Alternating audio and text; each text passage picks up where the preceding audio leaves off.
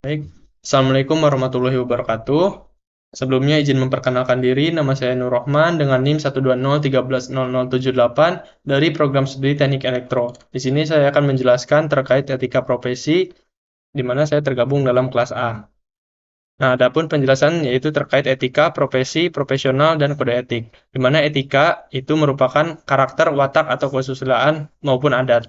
Sedangkan profesi yaitu merupakan pekerjaan di bidang tertentu berdasarkan keahlian khusus yang dilakukan secara bertanggung jawab dengan tujuan memperoleh penghasilan.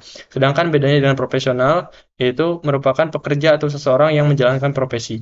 Kemudian dengan kode etik itu diartikan eh, merupakan pola aturan, tata cara, tanda pedoman etis dalam melakukan suatu kegiatan atau pekerjaan.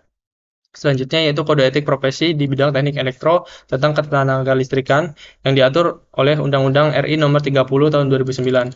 Yang pertama yaitu ketenaga listrikan adalah sesuatu yang menyangkut penyedia dan pemanfaatan tenaga listrik serta usaha penunjang tenaga listrik. Yang kedua, tenaga listrik adalah suatu bentuk energi sekunder yang dibangkitkan, ditransmisikan, dan didistribusikan untuk segala macam keperluan. Kemudian yang ketiga, usaha penyedia tenaga listrik adalah pengadaan tenaga listrik meliputi pembangkit, transmisi, distribusi, dan penjualan tenaga listrik kepada konsumen. Yang keempat, pembangkit tenaga listrik adalah kegiatan memproduksi tenaga listrik. Yang kelima, transmisi tenaga listrik adalah penyaluran tenaga listrik dari pembangkit ke sistem distribusi atau ke konsumen. Yang keenam, distribusi tenaga listrik adalah penyaluran tenaga listrik dari sistem transmisi atau dari pembangkit ke konsumen. Yang ketujuh, konsumen adalah setiap orang atau badan yang membeli tenaga listrik dari pemegang izin usaha ke penyedia tenaga listrik.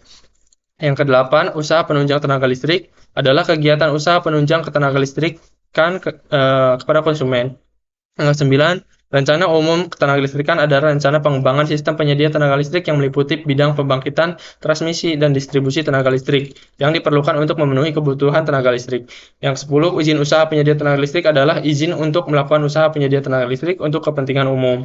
Nah, selanjutnya merupakan contoh pelanggaran etika profesi di bidang teknik elektro, di mana seorang profesional tidak dapat memasang maupun merencanakan instalasi listrik dengan semaunya atau asal-asalan, tetapi harus mengacu pada norma-norma standarisasi kompetensi serta pelatihan yang berlaku yang berdasarkan standar internasional dan mengacu pada peraturan-peraturan serta situasi keahlian dalam negeri.